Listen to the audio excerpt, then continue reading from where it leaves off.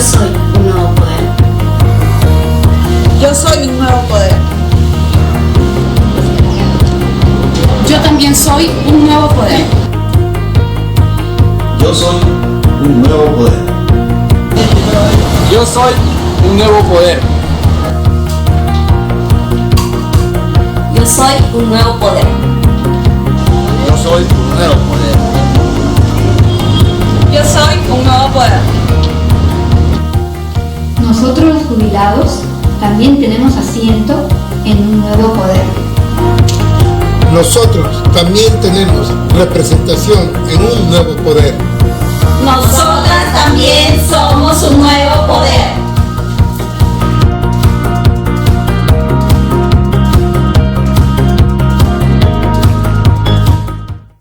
Ya sí, un poquito el tráfico, me comprende la situación, amigo. Cuéntanos cómo inicia la cevichería, la comida, todo. Todo nace en un puestito de carretilla. Ajá. Hace más de 40 años.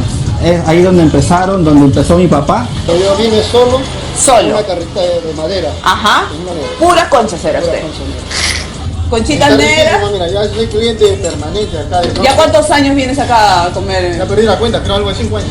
Y siempre acá. Fiel a Fausto. Este es el negocio de tu papá, su carretilla, todo. ¿Y tú? Bueno, ahora te voy a invitar a mi local, que he desarrollado las técnicas que ahora vas a ver en un nuevo local. Oye, y son 3 hijos ustedes, ¿no? Tienes 3 hijos. Dos damas y un varón que está. Y a todos les inculcaste la comida. Así es, completamente. Escúchame, la comida y el look también. El look, mira. Se niega. Con la cosa la moda, vuelta la moda. Un look crema, pues. Ah, está bien. Amigas y amigos de Círculo Virtuoso, muy buenas tardes, bienvenido a nuestro programa del día de hoy. Ya estamos pues 18 de noviembre de 2019 y efectivamente la agenda política está recargada, pues ya inicia esta campaña electoral cortísima. Por cierto, hay buena cantidad de jóvenes que candidatean a el Congreso de la República, pero se advierte ahí una cierta consideración en el sentido de que siguen o hay esta seguidilla de las peleas y los enfrentamientos o ciertas rencillas o discusiones que no llevan a elevar la calidad de lo que significan los debates en una campaña electoral. De lo que queremos efectivamente es acrecentar la calidad del debate, amigas y amigos, como es lo que se ha querido. Hay preocupaciones también porque pese a todo esto que se ha develado en razón a la corrupción en nuestro país y en nuestra clase política y el empresariado también, siguen pues estas seguidillas de situaciones que se repiten, ¿no? Como el caso de la renuncia de la ministra de Salud por situaciones, casos de nepotismo, que precisamente es lo que queremos evitar. Tenemos que aprender de nuestros errores, pero también implica mucha voluntad de cambio por parte de nuestra clase gobernante. Y en el ámbito empresarial, por cierto, como comentamos en la edición pasada, efectivamente el viernes pasado venció el plazo para la CTS y ahora se preparan las empresas en su flujo de caja para el cumplimiento del depósito de las gratificaciones del mes de diciembre, porque también ese cumplimiento es una exigencia mandatoria en el ámbito laboral, como la CTS, que es mandatorio y se exige, y de no cumplir dentro del plazo se vienen las multas por parte de SUNAFIL. En el caso de las gratificaciones correrían la misma suerte, de manera que hay que prepararnos como empleadores para cumplir con nuestros empleados o con nuestros trabajadores.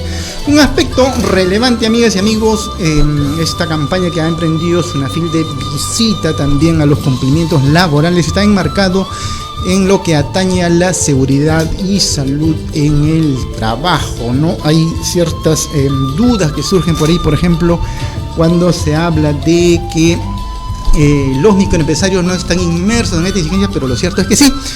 Comentábamos también de que las primeras 150 UIT en ventas anuales implica de que es una microempresa, por lo tanto la exigencia está dada ahí en que debe tener mínimo un supervisor de seguridad y salud en el trabajo si se trata de que esta empresa tiene menos de 20 trabajadores. Por cierto que esto se va acrecentando cuando es pequeña empresa y cuando está en el régimen general hay una mayor exigencia, pero eso lo vemos por el lado de las sanciones a estas infracciones, porque de lo que se trata acá es tener en cuenta de que si es microempresa, es decir, vende menos de 150 UIT, es considerada como una microempresa y no pequeña empresa, ¿no? Las exigencias están dadas en esa normatividad vigente actualmente y por lo tanto lo que queremos es advertir de que no se genere esa confusión, porque muchos toman en cuenta la normativa anterior cuando se hablaba de la cantidad de trabajadores. Amigas y amigos, esto ha sido modificado, por cierto, y acá más lo que se toma en cuenta es las ventas anuales. Eso es algo tan imprescindible, tan relevante tomarlo en cuenta. Muy bien, el día de hoy tenemos ya acaba de ingresar a nuestra plataforma de Onda Digital Ricardo Selvallo Saldarriaga, el autor de Un Nuevo Poder, el libro que ustedes lo pueden adquirir virtualmente desde www.unnuevopoder.com. Ricardo va a medir la temperatura de la situación coyuntural de nuestra política y sobre todo los grandes desafíos, estas desigualdades que vertimos en Latinoamérica, cómo podemos enfrentarle en forma inmediata. Damos la bienvenida en forma inmediata. Ricardo, buenas tardes, gracias por estar en el programa. Gracias, Juan, un gusto estar nuevamente en la zona. Has venido con el diario La República, ¿a qué se debe? ¿Eres fanático del diario La República? No, yo solo soy fanático de la educación y la salud. La educación y las mejoras, por cierto. La agenda de hoy día, Ricardo, en segunda parte, por cierto, porque nos quedó corto, la reunión pasada, la transmisión pasada, es sobre las desigualdades, Ricardo. Sí, yo creo que hay que hablar de las desigualdades y después al final podemos tocar algo. A ver, vayamos por ahí, empecemos. La desigualdad es un tema que... La coyuntura en el país no puede dominar la agenda. Por cierto. La agenda tiene que dominarla los grandes temas nacionales. Efectivamente, Ricardo. Y uno de los grandes temas nacionales y continentales, y además en el mundo entero, porque este incendio moral de la inequidad y de las protestas suceden en América Latina, en Francia, suceden en Irán, suceden a lo largo y ancho del mundo. Entonces, creo yo que es importante que veamos el fondo del tema, por qué se origina esto y sobre todo qué proponemos para solucionar el mal desde sus raíces. Correcto. El día lunes de la semana pasada estuvimos hablando de algunas inequidades que son muy notorias y que son, digamos, las causas, los efectos que desencadenan vamos a decir, este levantamiento de los pueblos en América Latina y en mucha parte del mundo. Y también tenemos otra razón que es notoria, el tema de la desigualdad en la salud, ¿no? La salud tan preocupante porque es, digamos, un derecho constitucional, Ricardo, ¿no? Es un derecho humano, ¿no? Un derecho humano. Más que constitucional, sí, pues, humano. Porque la constitución es un papel que no sirve de mucho. Ya no se puede permitir los grandes negocios a costa de la salud de muchos peruanos. Claro, es un delito, para mí es un delito de lesa humanidad. Por ejemplo, los ciudadanos comunes y corrientes acuden a los hospitales públicos y los profesionales de la salud que atienden hacen esfuerzos denodados, trabajan con el fin de curar a las personas que están dedicadas de salud. Sin embargo, el Estado no colabora ni hace su tarea, porque por ejemplo en la mayoría de hospitales públicos tú ves que las colas son enormes. Y con el riesgo de que ni la atiendan a veces. Claro, y lo peor de todo es que generalmente las personas tienen que hacer, digamos, maravillas para poder atenderse y poder vivir con enfermedades que muchas veces tienen tiempo y no se curan. En el Perú tenemos más o menos 4 millones de personas que no tienen ningún seguro, ¿no? Porque los que van al CIS, por ejemplo, tienen un seguro. Es una cobertura muy básica, pero ni siquiera eso tienen a veces, ¿no? Así es. Y yo creo que una de las pocas cosas buenas que el país, ¿cuál, Ricardo? Los gobiernos ha hecho es el CIS. El CIS, sí, pues. es, creo yo, un gran paso en la salud. Correcto. ¿No? Entonces, esos 4 millones de peruanos que no tienen seguro, ese es el tema que hay que atacar. Ya. Otro problema de salud es, por ejemplo, los asegurados de salud.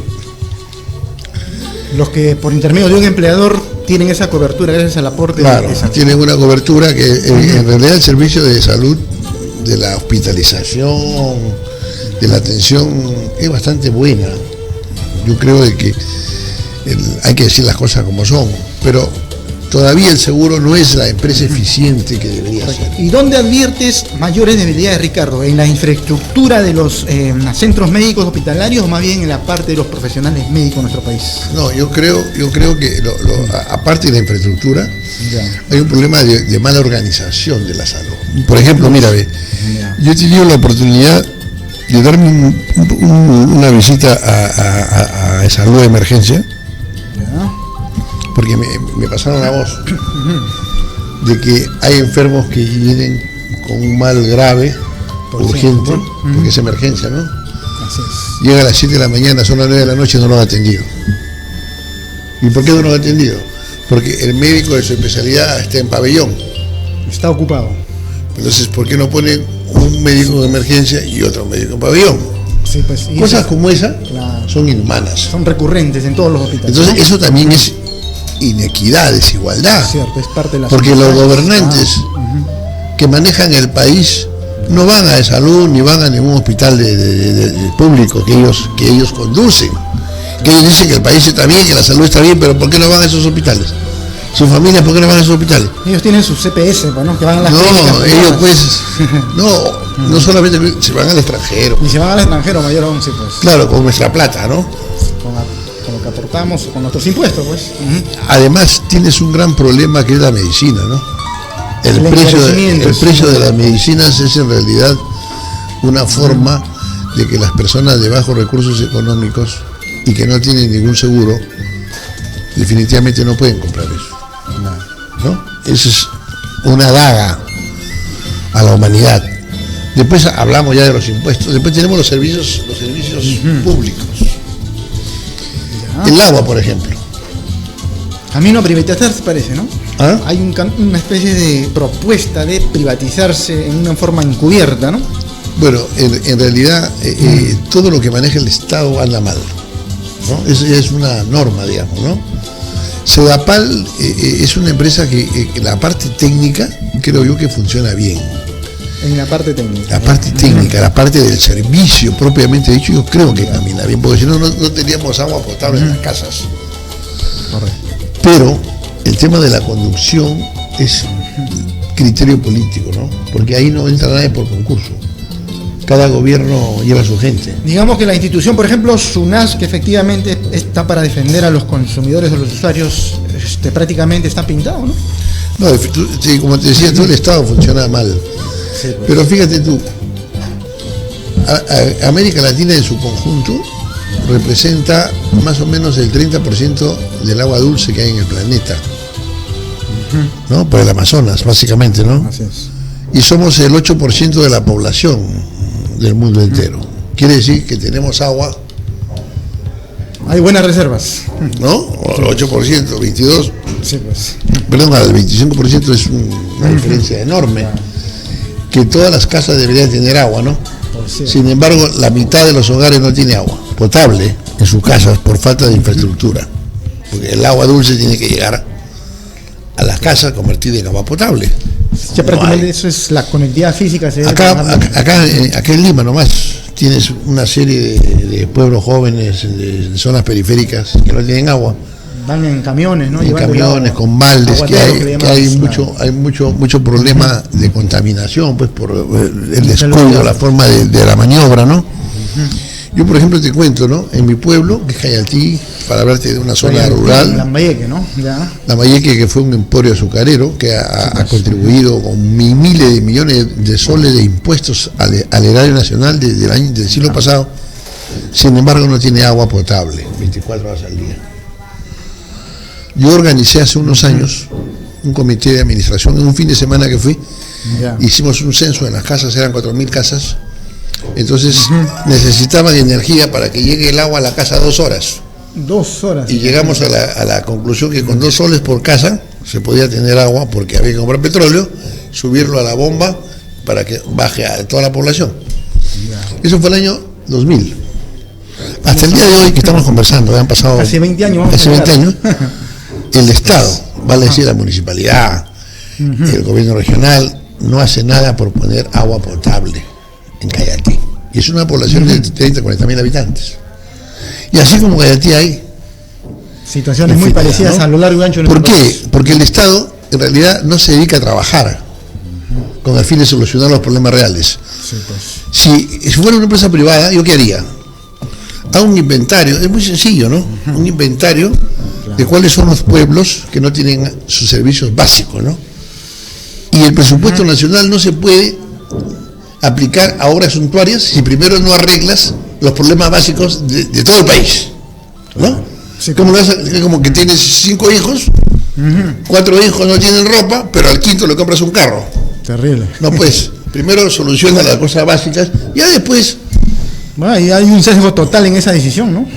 Entonces no existe un inventario, es igual que los hospitales, ¿no? Sí, pues. Entonces un inventario, yo por ejemplo voy a un hospital y hago obra social en Navidad con una serie de amistades, ¿no? Claro.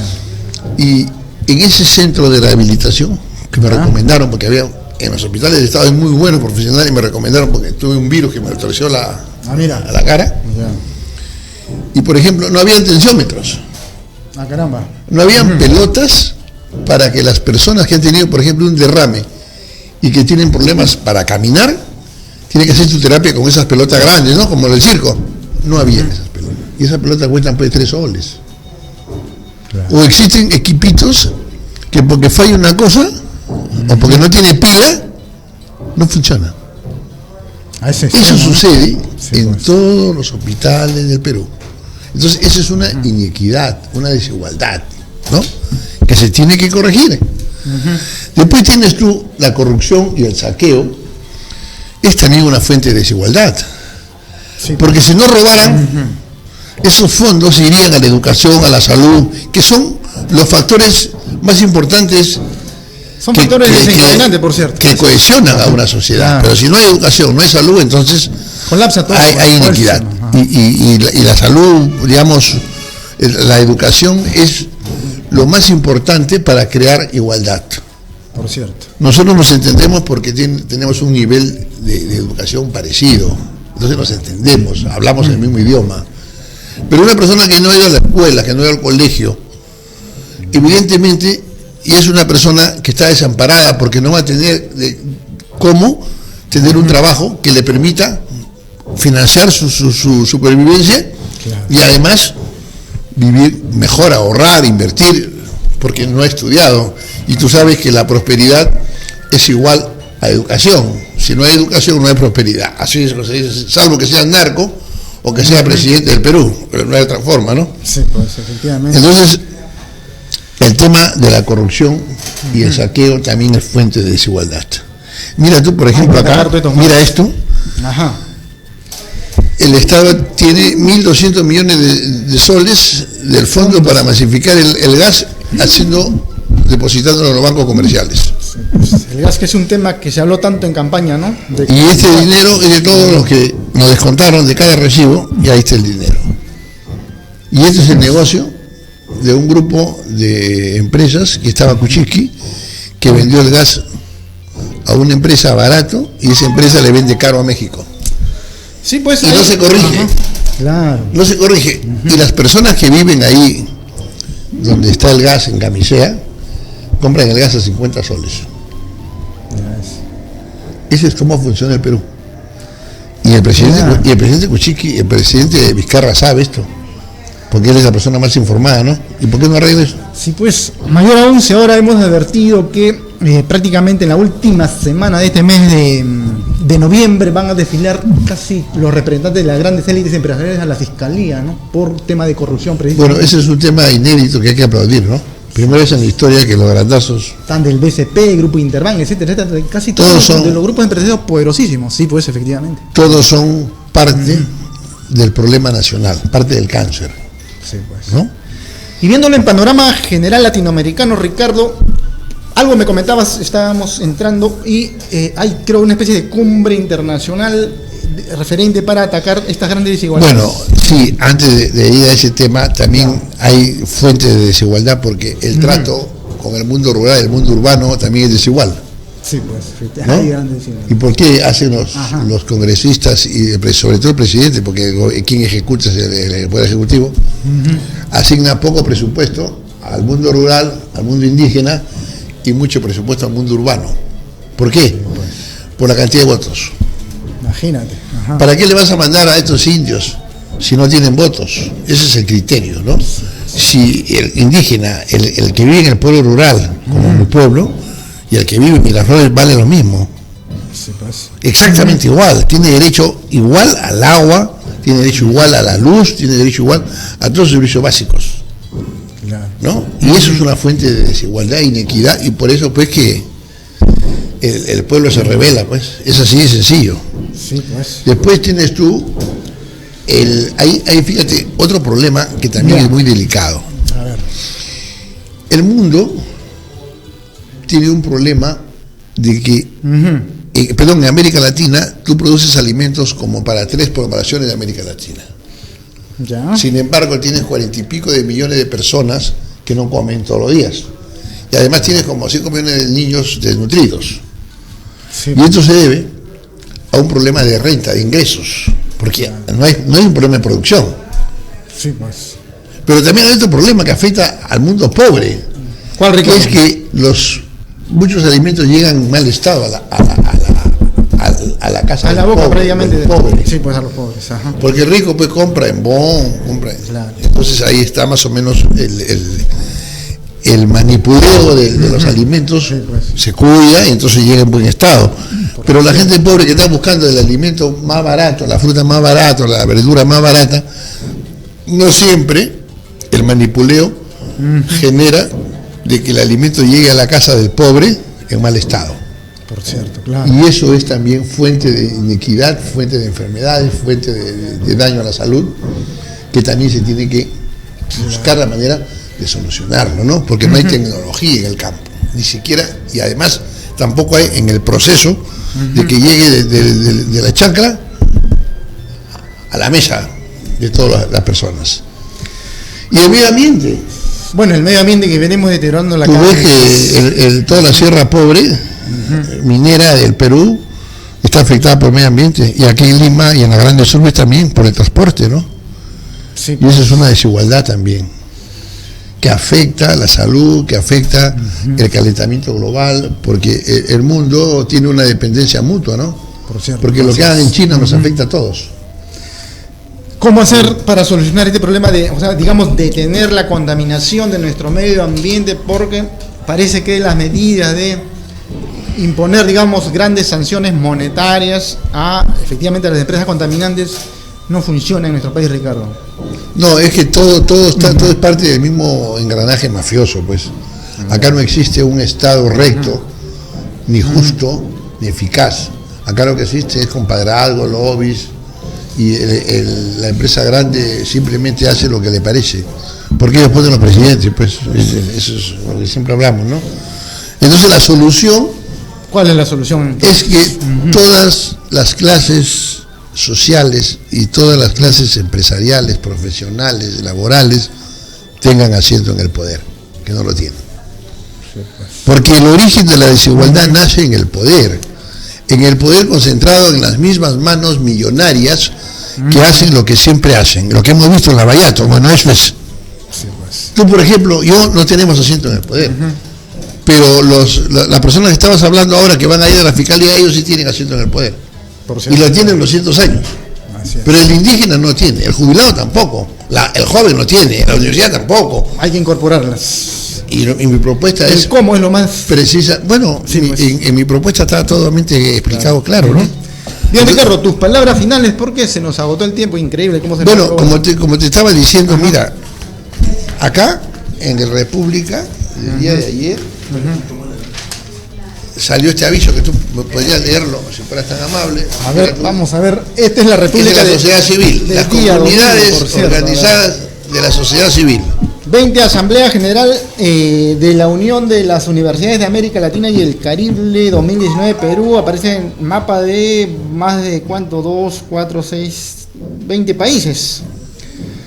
Y ese es en la Universidad Ricardo Palma, 28 y 29 de noviembre, en la sede central cultural Cori Huasi, en la avenida Arequipa 5198. Qué interesante, Ricardo. Fíjate, las universidades, sí, pues, que son la fuente más importante del conocimiento latinoamericano, tienen una organización latinoamericana, ¿no?, de universidades que se unen para intercambiar ideas y enriquecer las cosas. Así funciona la sociedad civil. Sí, pues, y la sociedad civil está organizada, las comunidades están organizadas, y esto no es nuevo. Los que están en el poder necesitan... Los que están en el poder están pensando cómo robarse la plata y cómo salir impunes. Sí, pues. Pero no ven este tema. Ahora, en Shanghái, el día de ayer, se clausuró un foro de la comunidad de China que dice, mira así, ¿qué dice, Ricardo? A ver. En culminación de los 70 años de la República Popular China, la segunda exposición internacional incluyó el foro la construcción, escuchen bien, a ver, la construcción de una comunidad de futuro compartido para la humanidad.